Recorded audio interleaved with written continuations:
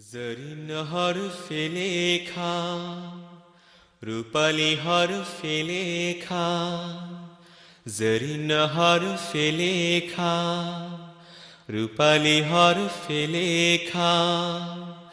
আসমানি কোরআন, নীল আসমানি কোরআন, আসমানি কোরআন, নীল আসমানি কোরআন।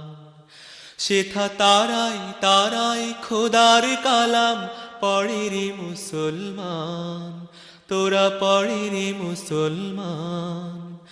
আসমানি কোরআন, জরিন হরফে লেখা। আসসালামু আলাইকুম ওয়া রাহমাতুল্লাহি ওয়া বারাকাতুহু। আউযু বিল্লাহি মিনাশ শাইতানির রাজীম। বিসমিল্লাহির রহমানির রহিম। লিল্লাহি মা ফিস সামাওয়াতি ওয়া মা ফিল আরদ। وَإِن تُبْدُوا مَا فِي أَنفُسِكُمْ أَوْ تُخْفُوهُ يُحَاسِبْكُم بِهِ اللَّهُ فَيَغْفِرُ لِمَن يَشَاءُ وَيُعَذِّبُ مَن يَشَاءُ وَاللَّهُ عَلَى كُلِّ شَيْءٍ قَدِيرٌ. آمن الرسول بما أنزل إليه من ربه والمؤمنون كل آمن بالله وملائكته وكتبه ورسله لا نفرق بين أحد من رسله وقالوا سمعنا وأطعنا غفرانك ربنا وإليك المصير. اللهم صل على محمد وعلى آل محمد كما صليت على إبراهيم وعلى آل إبراهيم إنك حميد مجيد. اللهم بارك على محمد وعلى آل محمد كما باركت على إبراهيم وعلى آل إبراهيم إنك حميد مجيد.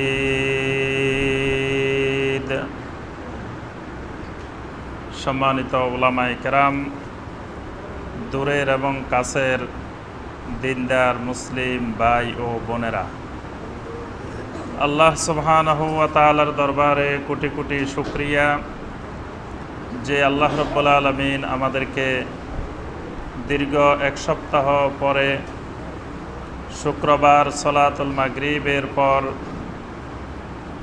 আল্লাহ রাব্বুল আলামিনের নাজিলকৃত কালামুল্লাহ থেকে কয়েকটি আয়াতে কারিমার সংক্ষিপ্তভাবে তাফসির করার এবং শোনার তৌফিক দিয়েছেন।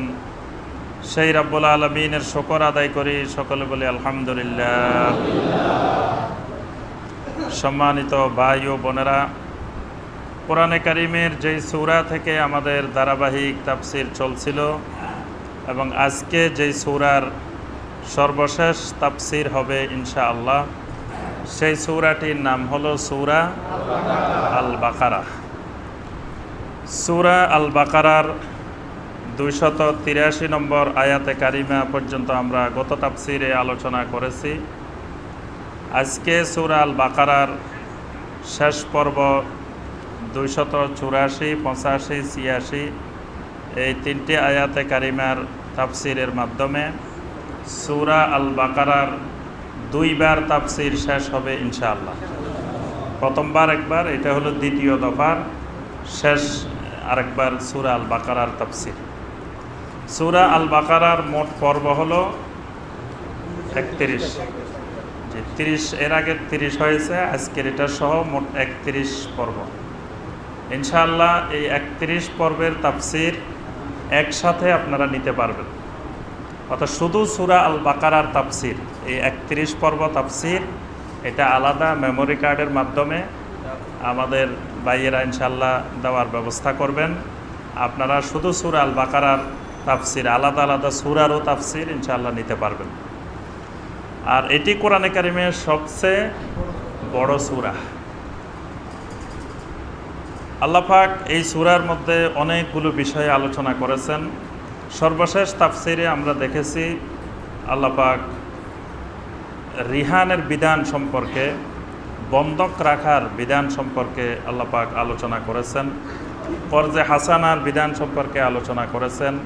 দুইজনের মধ্যে কোনো লেনদেন, কোনো বিষয় হলে সেগুলো কিভাবে করতে হবে, এসব বিষয়ে আল্লাহ রাব্বুল আলামিন স্পষ্টভাবে বান্দাকে ধারণা দিয়েছেন। 284 নম্বর আয়াত, এটি কোরআনে কারিমের সবচেয়ে কঠিন আয়াত। 284 নম্বর আয়াত, এটা হলো কোরআনে কারিমের সবচেয়ে শক্ত আয়াত। শক্ত আয়াত মানে পড়ার ক্ষেত্রে শক্ত আয়াত না, এই শক্তটা হলো এই আয়াতে কারিমার মধ্যে আল্লাহ রাব্বুল আলামিন যে কথাটা বলেছেন, এই কথাটা একজন মুমিনের জন্য সবচেয়ে শক্ত কথা। এই আয়াতে কারিমা নাজিলের পরে সাহাবায়ে কেরাম রাদওয়ানুল্লাহি তাআলা আলাইহিম আজমাইন অত্যন্ত ভীত সন্ত্রস্ত হয়ে পড়েছিলেন এই সূরা আল বাকারার 284 নম্বর আয়াত নাজিলের পরে। পরবর্তীতে আল্লাহ রাব্বুল আলামিন উম্মতে মুহাম্মদী সাল্লাল্লাহু আলাইহি ওয়াসাল্লামের প্রতি রহমত স্বরূপ আল্লাহ পাক একটা বিশেষ নূর দান করেছেন। সেই নূর হলো সূরা আল বাকারার 285 নম্বর আয়াত এবং 286 নম্বর আয়াত। সুবহানাল্লাহ, এই দুইটা আয়াত হলো, ওই 84 নম্বর আয়াত হলো কাঠিন্যতার আয়াত, আর এই দুইটা হলো সহজতার আয়াত।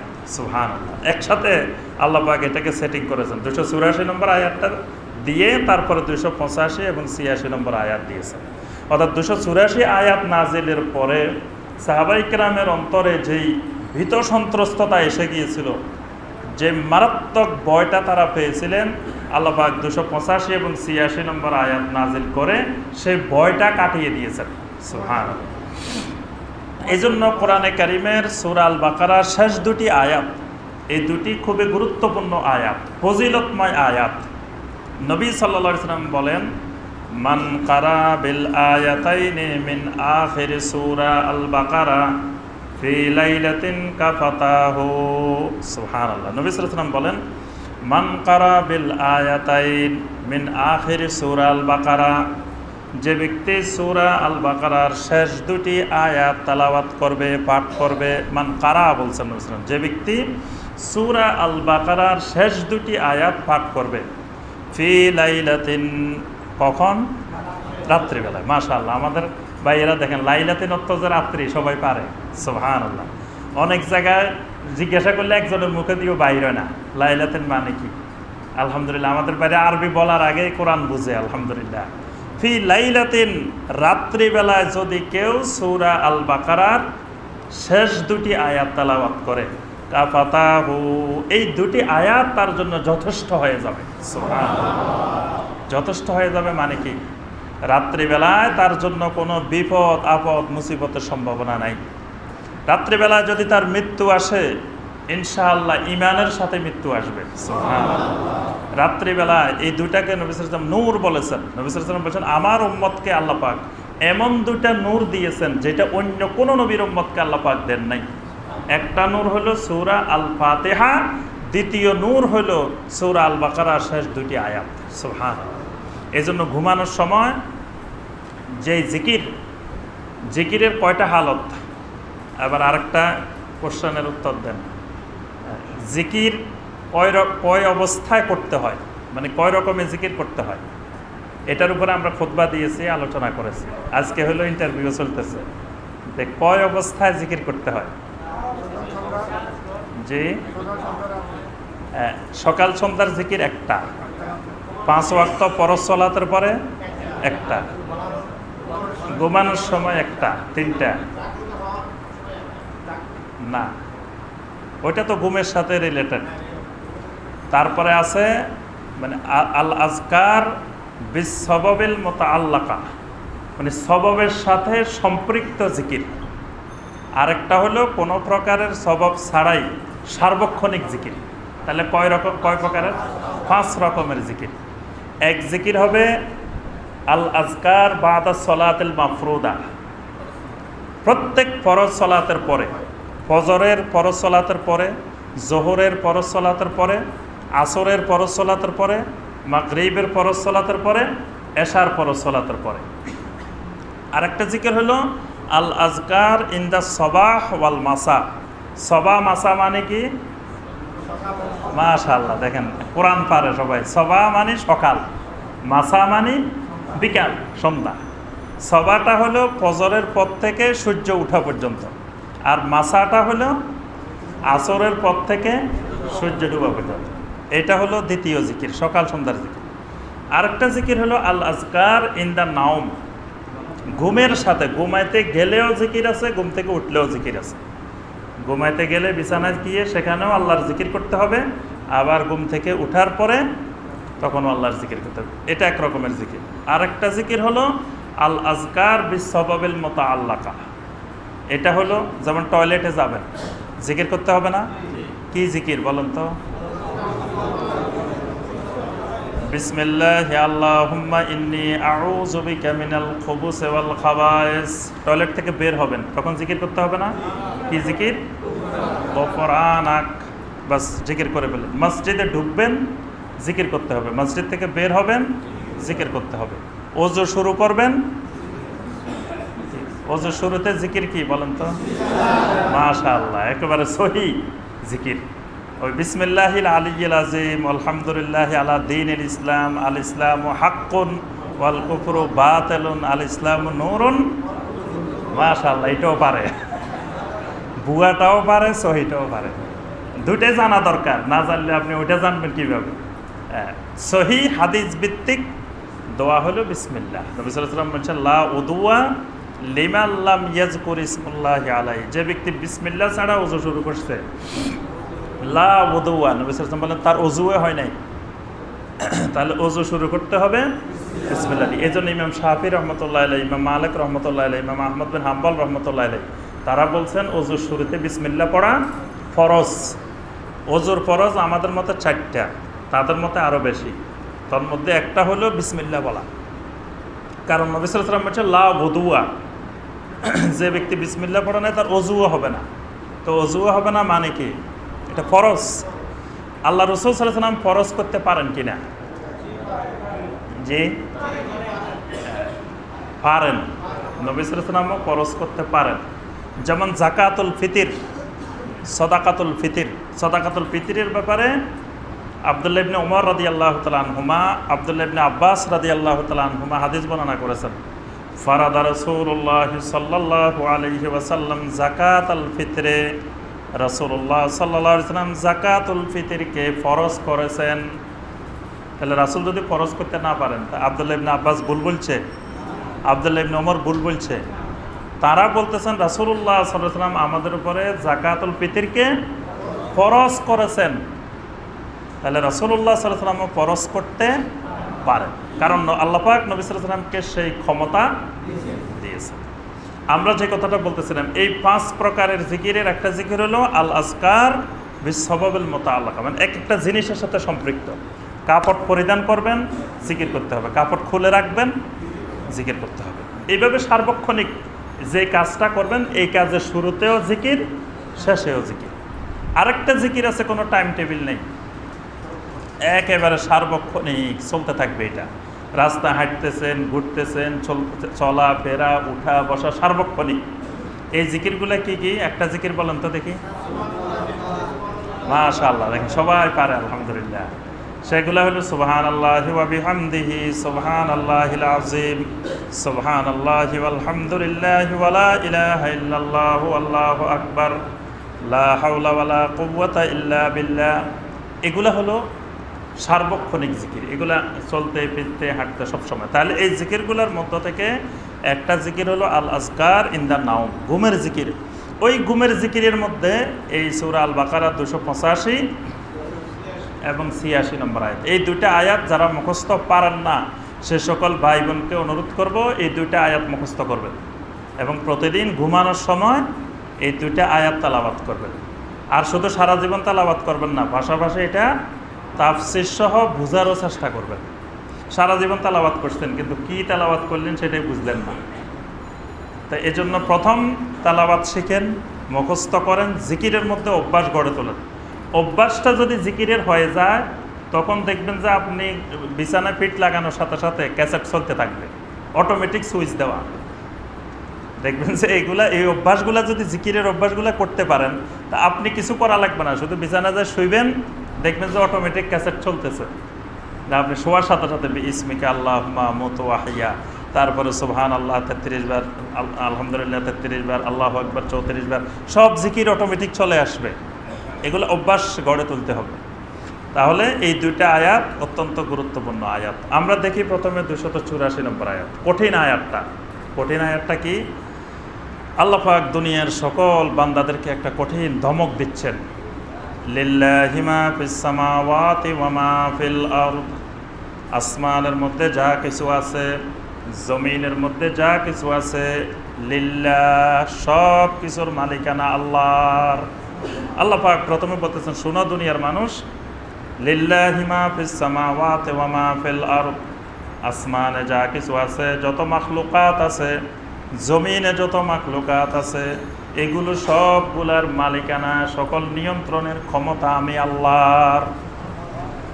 অর্থাৎ তোমরা মনে করিও না যে পৃথিবীর মানুষ আমার ইবাদত করলে আমার পাওয়ার বেড়ে যাবে, পৃথিবীর মানুষ আমার ইবাদত ছেড়ে দিলে আমার পাওয়ার কমে যাবে। আল্লাহ বলতেছেন, তোমরা ইবাদত করলেও আমার কিছু আসে না, না করলেও কিছু আসে না।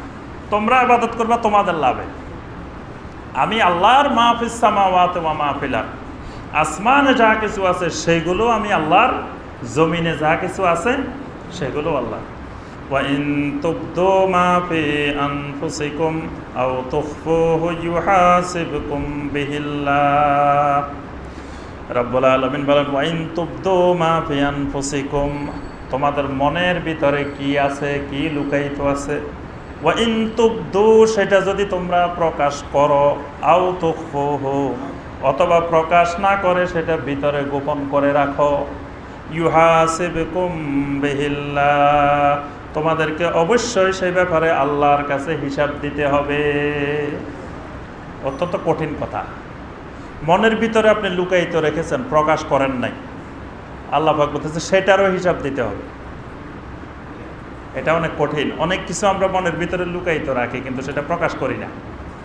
তা আমরা স্বাভাবিক মনে করি যে যেটা মুখ প্রকাশ করেছি সেটার হয়তো হিসাব দিতে হবে। এটা আল্লাহ পাক বলতেছেন, তোমার মনের ভিতরে যেটা লুকায়িত রাখছো, প্রকাশ করো নাই, সেটারও আমি আল্লাহর কাছে হিসাব দিতে হবে। সুবহানাল্লাহ। এই আয়াত এই জন্য কোরআনের সবচেয়ে কঠিন আয়াত। যে আয়াতে আল্লাহ পাক বলতেছেন, তোমার মনের কথা, তোমার ভিতরের লুকায়িত জিনিস প্রকাশ করলে সেগুলারও হিসাব দিতে হবে, প্রকাশ না করে মনের ভিতরে লুকায়িত রেখেছ সেগুলারও হিসাব দিতে হবে।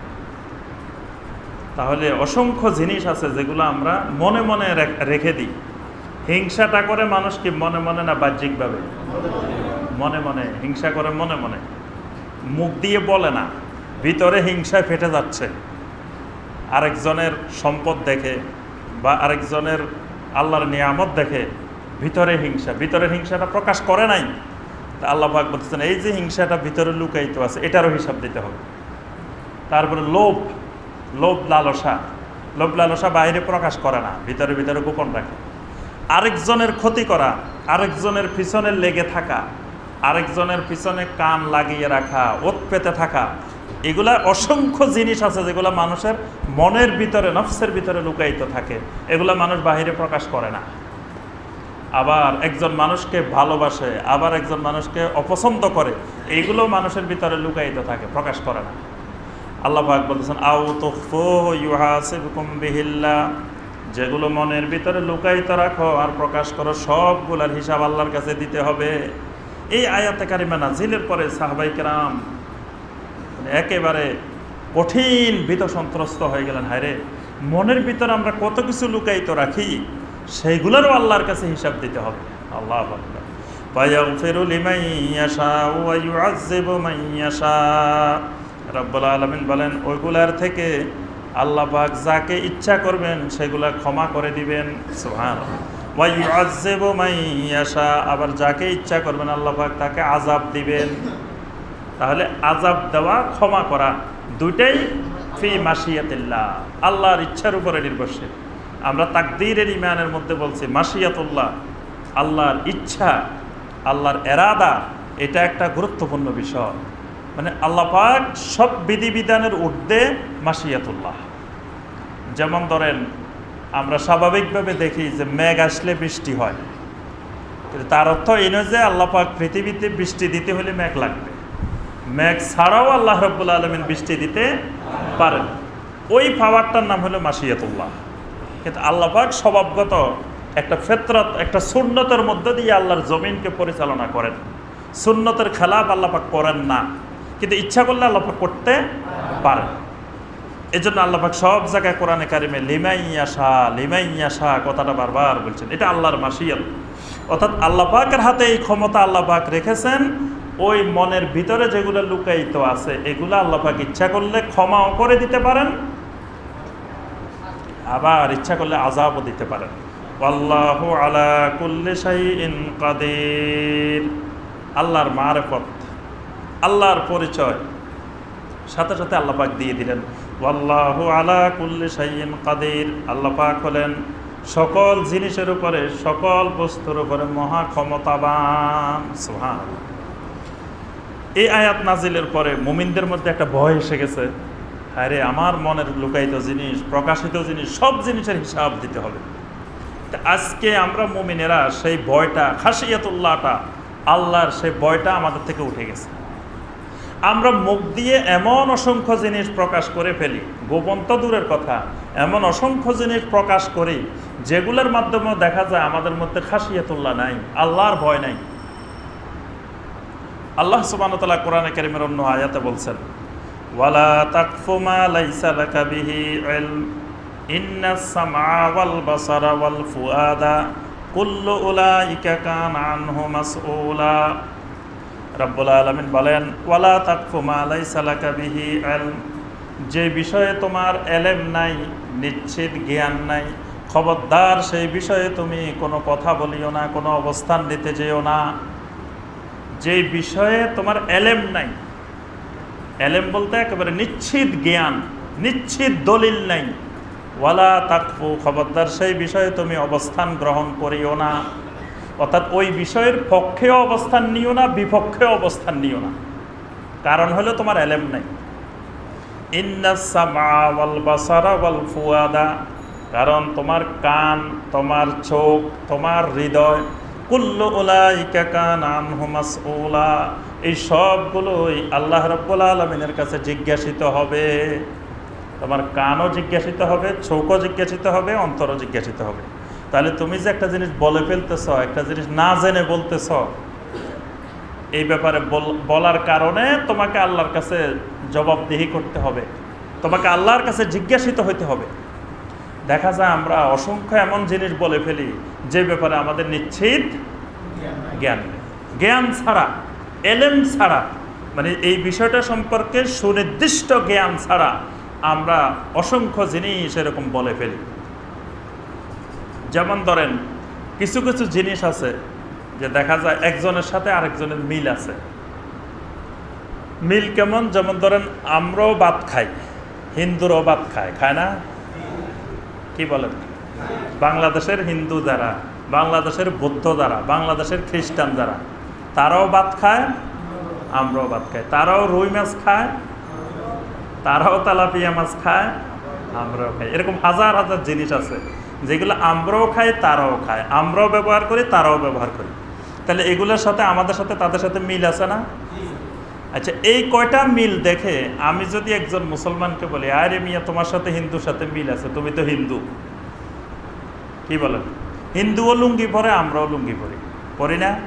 হিন্দুও শার্ট পরে, আমরাও শার্ট পরি, হিন্দুও প্যান্ট পরে, আমরাও প্যান্ট পরি, হিন্দুও গেঞ্জি পরে, আমরাও গেঞ্জি পরি। তো এগুলো দেখে যদি বলি যে এই মিয়া তুমি হিন্দু, এই যে একজন মুসলমানকে আমি হিন্দু বলে দিলাম, এটার জন্য কি আল্লাহর কাছে জবাবদিহি করতে হবে না? এই যে মুখ দিয়ে বেফাস কথা, আমি একজন মুসলিম, যিনি নিজে দাবি করতেছেন আমি মুসলিম, ওই মুসলিমকে আমি কাফের বলে দিলাম, মুশরিক বলে দিলাম, তাহলে ওই ব্যক্তি যদি মুশরিক না হয় ফাকাত বা বিহা আহাদিহিমা, নবী সাল্লাল্লাহু আলাইহি ওয়াসাল্লাম বলেন, তো দুইজনের একজন মুশরিক হয়ে মারা যাবে। আমি যদি একজন মুসলিমকে অমুসলিম বানাই দিই, মুশরিক বানাই দিই, তাহলে উনি যদি মুশরিক না হয় তাহলে আমি মুশরিক হয়ে মারা যাব। কত কঠিন জিনিস! অথচ আমরা একজন মুসলমানকে অমুসলিম বানাই দিচ্ছি, এমনভাবে ফতোয়া দিয়ে, এমনভাবে আলোচনা করে, এমনভাবে কথা বলতেছি যে মনে হচ্ছে তিনি ইসলামের মধ্যেই নেই, তিনি অমুসলিম হয়ে গেছে। এরকম অসংখ্য জিনিস আছে। যেমন আমাদের হানাফি মাযহাবে আমরা যেই পদ্ধতিতে যেই আমলগুলো করে থাকি, সেম পদ্ধতির আমল আপনার কাদিয়ানীদের মধ্যেও আছে। কাদিয়ানীরা কোন মাযহাবের অনুসারী বলা না দেখি? এটা হানাফি মাযহাবের অনুসারী, এটাও জানে না। কাদিয়ানী যারা, গোলাম আহমদ কাদিয়ানী, তিনি হানাফি মাযহাবের অনুসারী, তিনি হানাফি মাযহাবের লোক। তাহলে কাদিয়ানীদের আমলের সাথে আমাদের হানাফি মাযহাবের আমলের মিল আছে। তাই দেখে যদি আমি একজন মুসলমানকে বলে, এই তুমি কাদিয়ানী, তাহলে কি আমার এই ব্যাপারে আল্লাহর কাছে জবাবদিহি করতে হবে না?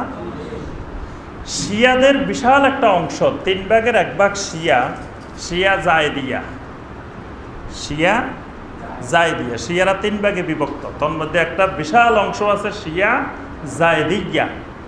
এই শিয়া জায়দিয়া যারা, তারা হানাফি মাযহাবের অনুসারী।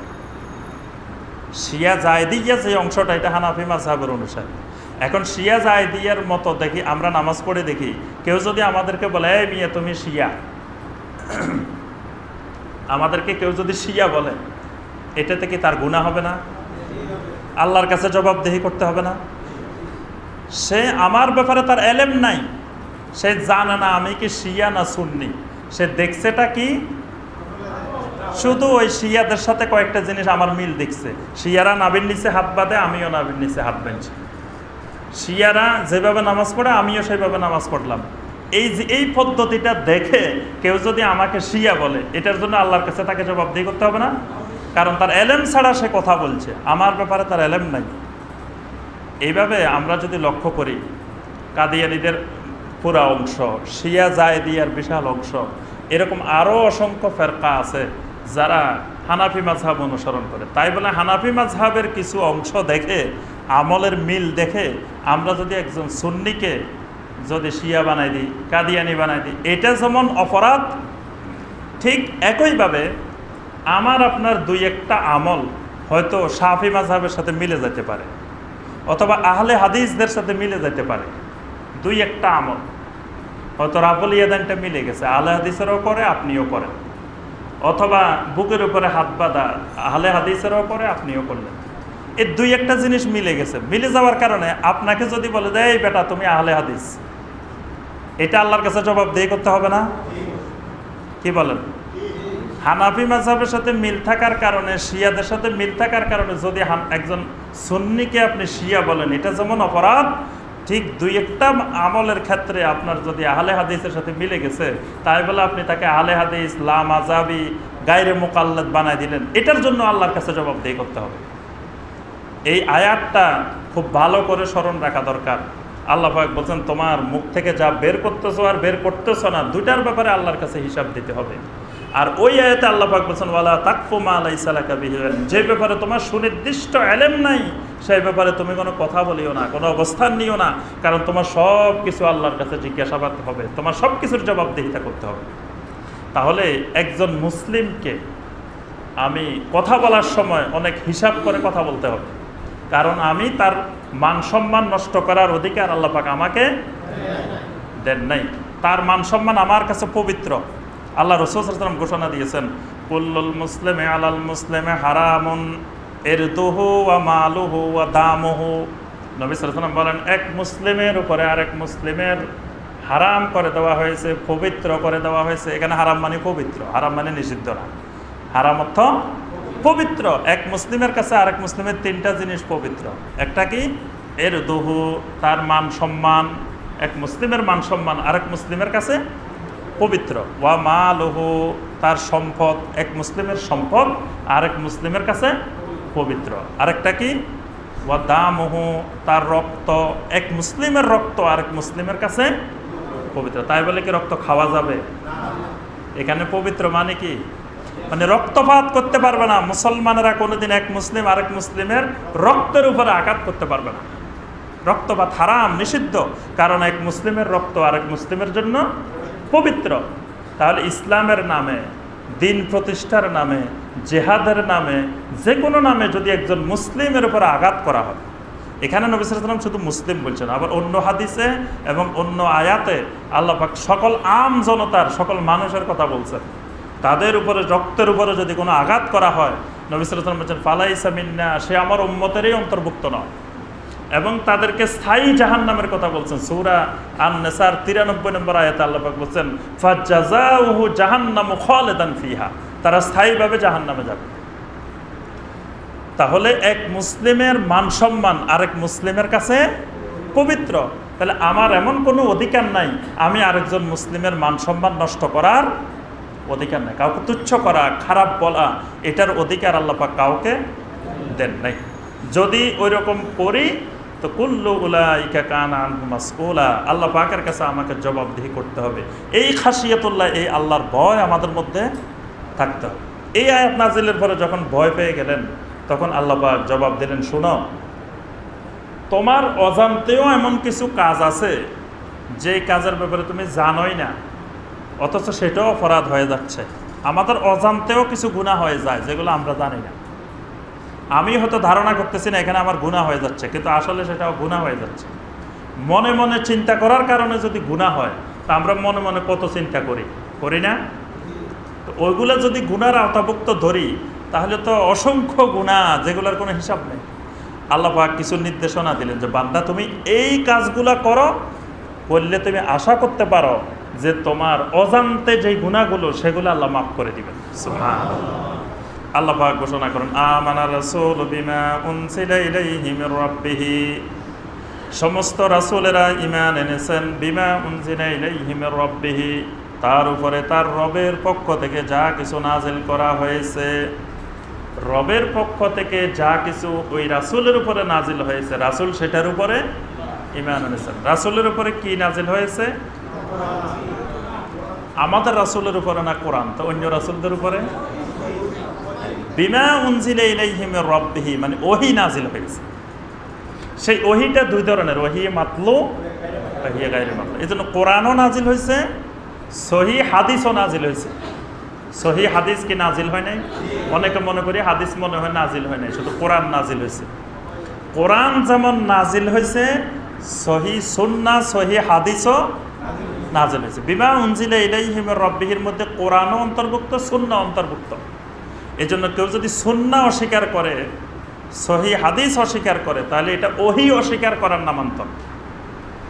তাহলে আল্লাহ পাক বলতেছেন যে রাসূলেরা যেভাবে তাদের উপরে যা নাজিল হয়েছে সেগুলোর উপরে ঈমান এনেছে, ওয়াল মুমিনুন, মুমিনদেরও কাজ হলো ঠিক একইভাবে সেগুলোর উপরে ঈমান আনা। প্রথম কাজ হলো রাসূলদের উপরে যা নাজিল হয়েছে, অর্থাৎ কিতাব আর সুন্নাহ, কিতাবুল্লাহ, সুন্নতে রাসূল, এই দুটার উপরে মুমিনেরা ঈমান আনবে। এটা হলো এক নম্বর কাজ। কুল্লুন আমানা বিল্লাহি ওয়া মালাইকাতিহি ওয়া কুতুবিহি ওয়া রুসুলিহি, আর রাসূলেরা এবং ঈমানদাররা সকলেই আমানা বিল্লাহ, ঈমান আনবে আল্লাহ রাব্বুল আলামিনের তাওহীদের উপরে, শিরক মুক্ত একত্ববাদ ভিত্তিক আল্লাহর তাওহীদের উপরে, ওয়া মালাইকাতিহি, আল্লাহর মালাইকাতের উপরে, আল্লাহর ফেরেশতাদের উপরে, ওয়া কুতুবিহি, আল্লাহ পাক যত কিতাব নাজিল করেছেন সমস্ত কিতাবের উপরে, ওয়া রুসুলিহি, আল্লাহর রাসূলদের উপরে। লা নুফাররিকু বাইনা আহাদিম মির রুসুলি, আর মুমিনেরা বলবে আমরা কোন রাসূলদের মধ্যে কোনো পার্থক্য সৃষ্টি করি না। অর্থাৎ আমরা আল্লাহ রাসূলদের মধ্য থেকে বলি না যে এই ইব্রাহিম আলাইহিস সালামকে মানি আর মুসা আলাইহিস সালামকে মানি না, ঈসা আলাইহিস সালামকে মানি, মুহাম্মদ সাল্লাল্লাহু আলাইহি সাল্লামকে মানি, নূহ আলাইহিস সালামকে মানি না, এরকম কথা আমরা বলি না। আমরা বলি যে নূহ আলাইহিস সালামও আল্লাহর নবী, ইব্রাহিম আলাইহিস সালামও আল্লাহর নবী, মুসা আলাইহিস সালামও আল্লাহর নবী, ঈসা আলাইহিস সালামও আল্লাহর নবী। সমস্ত রাসূলদেরকে আমরা স্বীকৃতি দিই, এটা হলো আমাদের বড় বৈশিষ্ট্য। ওয়া ক্বালু সামি'না ওয়া আতা'না, আল্লাহর কাছে নাজাত পেতে হলে মুমিনদের সব সময় কথা হবে সামি'না ওয়া আতা'না। এই বাক্যটা মনে রাখবেন, সামি'না ওয়া আতা'না। এটা হলো উম্মতে মুহাম্মদী সাল্লাল্লাহু আলাইহি সাল্লামের বৈশিষ্ট্য। আর বনি ইসরাইলের বৈশিষ্ট্য ছিল কি, কে বলতে পারবেন? বনি ইসরাইলের এই বাক্যটার সাথে তাদের একটা বৈশিষ্ট্য আছে, সামি'না ওয়া আসাইনা। বনি ইসরাইলের বৈশিষ্ট্য হলো সামি'না ওয়া আসাইনা, আর আমাদের বৈশিষ্ট্য হলো সামি'না ওয়া আতা'না। সুবহানাল্লাহ। আমাদের বৈশিষ্ট্য হলো সামি'না ওয়া আতা'না, যেটা শুনলাম সেটা মেনে নিলাম। যদি শুনি যে এটা আল্লাহর কোরআন, মেনে নিলাম। যদি শুনি যে এটা নবী সাল্লাল্লাহু আলাইহি ওয়াসাল্লামের সুন্নাহ, সহিহ হাদিস, বাস মেনে নিলাম। কিন্তু বনি ইসরাইলের বৈশিষ্ট্য, ইহুদিদের বৈশিষ্ট্য হলো সামি'না ওয়া আসাইনা, শুনলাম কিন্তু মানলাম না, মানতে পারবো না। আপনি শুনতে রাজি আছেন, সারা রাত হুজুর আপনি তাফসীর শোনান, অসুবিধা নেই, কিন্তু কালকে যদি বলেন যে সুদ খাওয়া যাবে না, এইটা পারবো না। ওয়াজ শুনতে রাজি আছি, তাফসীরুল কোরআন মাহফিল শুনতে রাজি আছি, বরং তাফসীরুল কোরআন মাহফিলের জন্য যদি 1 লাখ টাকা লাগে সেটাও দিতে রাজি আছি। কিন্তু যদি বলেন যে কালকে সুদ খাওয়া যাবে না, ঘুষ খাওয়া যাবে না, এইটা মানতে রাজি নেই। এই বৈশিষ্ট্য কাদের? ইহুদিদের। আল্লাহ পাক বলছে এদের বৈশিষ্ট্য হলো সামি'না ওয়া আসাইনা, এরা শুনে কিন্তু মানে না। আর উম্মতে মুহাম্মদী সাল্লাল্লাহু আলাইহি ওয়াসাল্লামের বৈশিষ্ট্য হলো সামি'না ওয়া আতা'না, শুনলাম আর মেনে নিলাম। এই জন্য নবী সাল্লাল্লাহু আলাইহি ওয়াসাল্লাম যখন বদরের যুদ্ধে সাহাবায়ে কেরামদেরকে আহ্বান জানালেন, তখন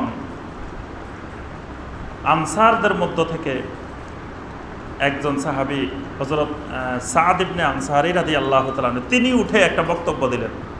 কিন্তু মুহাজিরদের মধ্য থেকে কোনো সাহাবী বক্তব্য দিচ্ছিলেন না। তখন নবী সাল্লাল্লাহু আলাইহি ওয়াসাল্লাম প্রশ্ন করলেন, কি ব্যাপার, মুহাজিরদের মধ্য থেকে কোনো বক্তব্য আসে না কেন? তখন মিকদাদ ইবনে আমর রাদিয়াল্লাহু তাআলা আনহু উঠে দাঁড়াইলেন, উঠে বললেন, এমদেলিমা আমারাকাল্লাহ, হে রাসূল, আল্লাহ পাক আপনাকে যেই নির্দেশ দেন সেই নির্দেশ অনুযায়ী আপনি চলতে থাকেন। নাহনু লা নাকুলু কামা ক্বালা বানু ইসরাঈল লিমূসা, বনি ইসরাঈল মূসাকে যেরকম বলেছিল কখনো আমরা সেই রকম বলবো না। বনি ইসরাঈল মূসাকে বলেছিল, ইযহাব আনতা ওয়া রাব্বুকা ফাকাতিলা ইন্না হাহুনা কাঈদুন। বনি ইসরাঈল বলেছিল, মূসা, আপনি আর আপনার রব, আপনি আর আপনার ইলা, আপনি আর আপনার আল্লাহ দুইজনে লড়াই করতে যান, আমরা এখানে বসে থাকবো, আমরা আর সামনে যাব না, আমরা ছাগলের মতো খুঁটি ধরে রাখবো, আমরা সামনের দিকে নাই, যেহেতু সামনে বিপদ আছে, আপনি আর আপনার আল্লাহ সামনের দিকে যান। কিন্তু সাহাবায়ে কেরাম নবী সাল্লাল্লাহু আলাইহি ওয়াসাল্লাম বলেন, আমরা এই কথা বলবো না, আমরা বলবো ইযহাব আনতা ওয়া রাব্বুকা ফাকাতিলা ইন্না মাআকুমা মুকাতিলুন। বনি ইসরাঈল বলছে ইন্না হাহুনা কাঈদুন, আমরা বলতেছি ইন্না মাআকুমা মুকাতিলুন। ইয়া রাসূলুল্লাহ সাল্লাল্লাহু আলাইহি ওয়াসাল্লাম, আমরা বলবো আপনি আর আপনার রব সামনের দিকে যান, যতক্ষণ পর্যন্ত আমাদের জীবন আছে ততক্ষণ আমরা সকলে আপনাদের সাথে লড়াই করে যাব। সুবহানাল্লাহ। এটাই হলো নবী সাল্লাল্লাহু আলাইহি ওয়াসাল্লামের সাহাবীদের বৈশিষ্ট্য, যে ইন্না মাআকুমা মুকাতিলুন, যতক্ষণ আমাদের জীবন আছে ততক্ষণ আমরা আল্লাহ এবং রাসূলের সাথে লড়াই করে যাব, জিহাদ করে যাব, আপনারা সামনে যান। কিন্তু বনি ইসরাঈল বলছে আপনারা সামনে যান, আমরা এখানে আছি, আমরা সামনে নাই। আল্লাহ পাক এখানে বলতেছেন তোমাদের এই গুনাহ মাফের জন্য বড় শর্ত হলো ওয়াকালু সামি'না ওয়া আতা'না, যে এরা বলে যে আমরা শুনলাম আর মেনে নিলাম, গুফরানাকা রাব্বানা, আর আমরা সব সময় আমাদের রবের কাছে ক্ষমা প্রার্থনা করি, ইস্তিগফার করি, ওয়া ইলাইকাল মাসির, আর রব্বুল আলামিন আমরা তো একদিন তোমারই কাছে ফিরে যাব। আল্লাহ আমরা তো তোমারই কাছে ফিরে যাব, আমাদের তো আর যাওয়ার কোনো রাস্তা নাই, তাহলে তুমি আমাদেরকে ক্ষমা করলেও তোমার কাছে যেতে হবে, না করলেও তোমার কাছে যেতে হবে। তুমি যদি মনে করো ক্ষমা করে দিলে আমরা বাঁচলাম, আল্লাহ আমাদেরকে ক্ষমা করে দাও। এটা হলো উম্মতে মুহাম্মদী সাল্লাল্লাহু আলাইহি ওয়াসাল্লামের বৈশিষ্ট্য।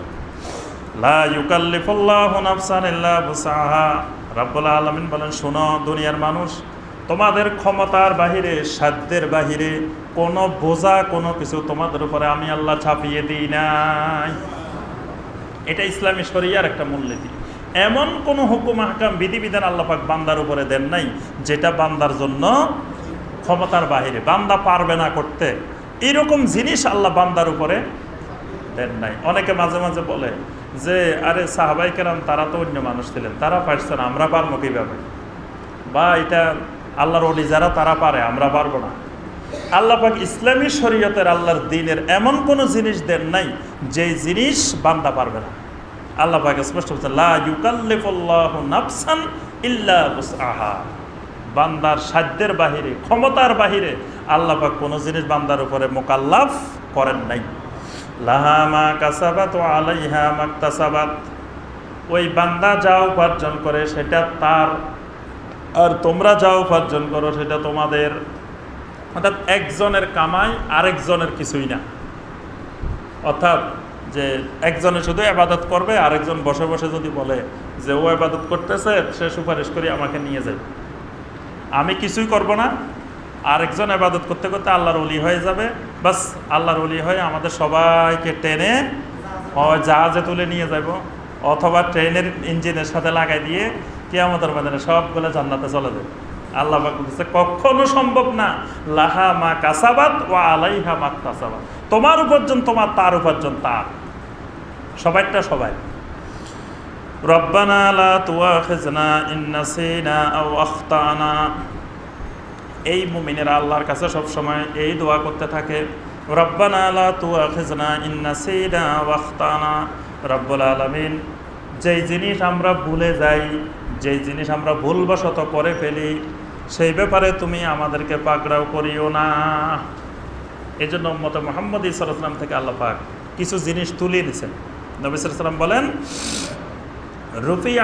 রুফিয়াল কালাম আন উম্মতি। আমার উম্মতের থেকে আল্লাহ পাক কলম তুলে নিছেন। কি ব্যাপারে? আমার উম্মত যখন ভুলে যায় যে জিনিস, আল খাতা ওয়ান নিসিয়ান। রুফিয়া আন উম্মতি আল খাতা ওয়ান নিসিয়ান। আমার উম্মত থেকে ভুলকে আল্লাহ তুলে নিছেন। সুবহানাল্লাহ। আমার উম্মত যদি ভুলে কিছু করে ফেলে, আল্লাহ পাক সেই ব্যাপারে শাস্তি দিবেন না। সুবহানাল্লাহ। আপনি ভুলে যদি নামাজ না পড়েন, অনেক সময় এরকম ভুলে যায়, দেখবেন যে যারা নিয়মিত প্রথম ওয়াক্তে নামাজ পড়ে বা জামাতে নামাজ পড়ে, একদিন কোনো কারণে আপনি জামাতে পড়তে পারেন না বা প্রথম ওয়াক্তে পড়তে পারেন, তা আপনি নিশ্চিন্তে বসে আছেন যে জোহরের নামাজ তো পড়ে ফেলছেন, আসলে পড়েন নাই।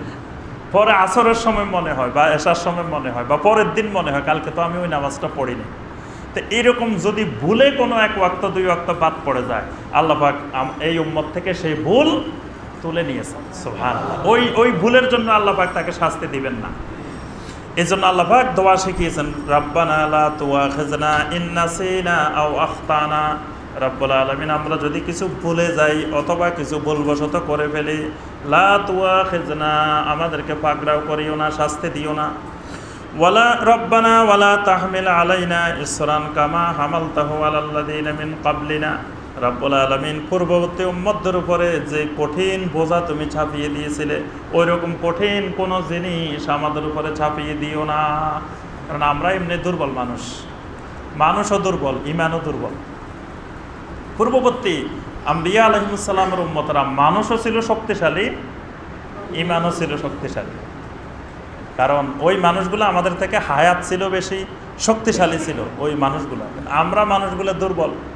তাহলে এমন অনেক জিনিস আছে যেই জিনিস আমাদের উপরে যদি দেওয়া হয়, এই পরীক্ষা যদি আমাদেরকে দেওয়া হয়, ওই পরীক্ষা আমরা উত্তীর্ণ হতে পারবো না। এই জন্য আল্লাহর কাছে বলা হচ্ছে, আল্লাহ তুমি আমাদের উপরে এমন কোনো বোঝা চাপিয়ে দিও না যেগুলো আমাদের পূর্ববর্তী উম্মতদের উপরে দিয়েছিলে। রব্বানা ওয়ালা তুহাম্মিলনা মা লা তাকাতা লানা বিহি। যে বিষয়ে আমাদের ক্ষমতা নাই, সক্ষমতা নাই, শক্তি নাই, তাকাত নাই। তাকাত কিন্তু বাংলা ভাষায় ব্যবহার হয়, মানে শক্তি নাই। লা তাকাতা লানা বিহি, যে বিষয়ে আমাদের শক্তি নেই, আল্লাহ তুমি আমাদের উপরে এরকম কোনো জিনিস দিও না, এমন কোনো পরীক্ষা দিও না যেই পরীক্ষা উত্তীর্ণ হওয়ার মতো, যে পরীক্ষা গ্রহণ করার মতো আমাদের শক্তি নেই। যেমন পরীক্ষা আল্লাহ পাক দিয়েছিলেন আইয়ুব আলাইহিস সালামকে। আইয়ুব আলাইহিস সালামকে পরীক্ষা দিয়েছেন না? ওই পরীক্ষা যদি আমাদেরকে দেওয়া হয়, আমাদেরকে তার খুঁজে পাওয়া যাবে না। আইয়ুব আলাইহিস সালাম তো সেই পরীক্ষা ইস্তেকামত ছিলেন।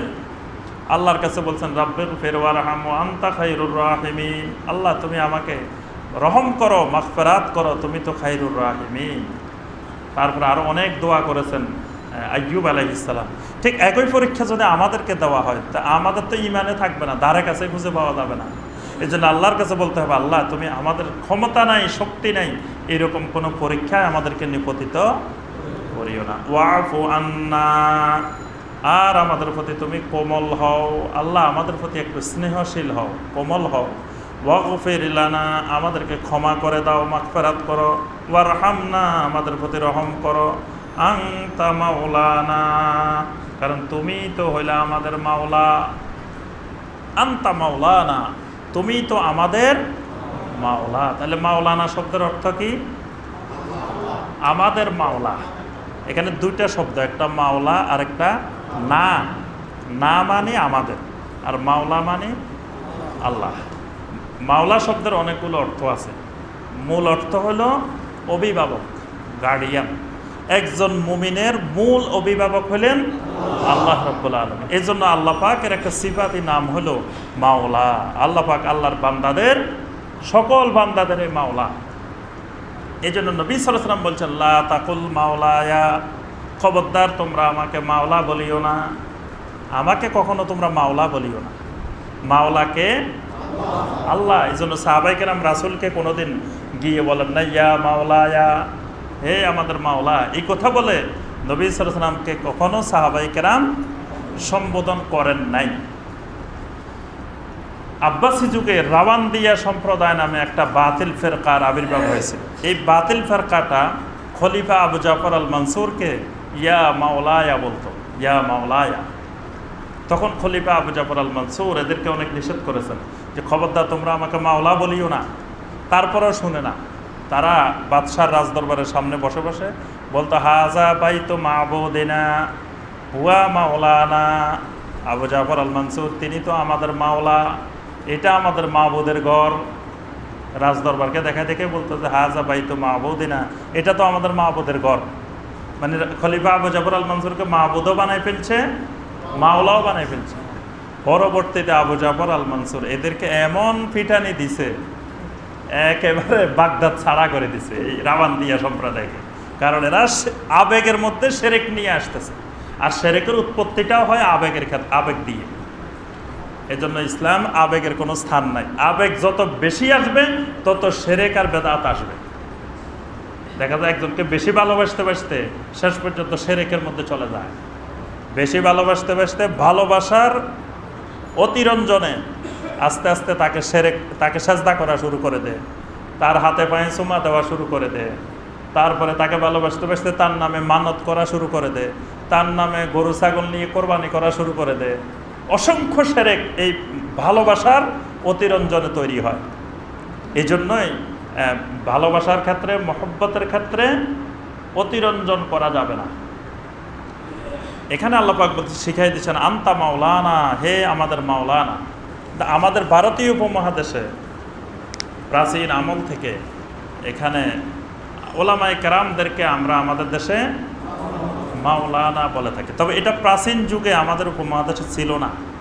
পুরাতন ওলামায়ে কেরাম যারা ছিলেন তারা মাওলানা ব্যবহার করতেন না। যেমন শাহ ওলিউল্লাহ মুহাদ্দিস দেহলভী রহমতুল্লাহ আলাইহি এই উপমহাদেশের সকল ওলামায়ে কেরামের মুরব্বী। এখন বর্তমানে আমাদের এই উপমহাদেশে কয়েক সিলসিলার আলেম আছে, কয়েকটা গ্রুপের আলেম আছে। একটা গ্রুপ হলো ওলামায়ে দেওবন্দি গ্রুপের আলেম। তারপরে কিছু ওলামায়ে কেরাম আছেন বেরলভী গ্রুপের আলেম, বেরলভী এটা একটা গ্রুপ, দেওবন্দি একটা গ্রুপ। এরকম বিভিন্ন গ্রুপের ওলামায়ে কেরাম আছেন আমাদের দেশে, কিন্তু সকলেরই গোড়া মুরব্বী কিন্তু একজন। ওই মুরব্বীকে শাহ ওলিউল্লাহ মুহাদ্দিস দেহলভী রহমতুল্লাহ আলাইহি। এই দেখেন শাহ ওলিউল্লাহ মুহাদ্দিস দেহলভী, তার নামের আগে কিন্তু মাওলানা শাহ ওলিউল্লাহ দেহলভী নেই। তাহলে বোঝা যায় তখন এই উপমহাদেশে মাওলানা শব্দের ব্যবহার ছিল না। খাজা মঈনুদ্দিন চিশতি রহমতুল্লাহ আলাইহি, তার নামের আগেও মাওলানা নাই। মাওলানা খাজা মঈনুদ্দিন চিশতি এরকম নাই। শাহজালাল ইয়ামানি রহমতুল্লাহ আলাইহি, ওনারা যখন এই দেশে ইসলাম প্রচার করেন তাদের নামের আগে মাওলানা নাই। মাওলানা শাহজালাল রহমতুল্লাহ আলাইহি এই কথা আছে, মাওলানা শাহপরান, মাওলানা নাই।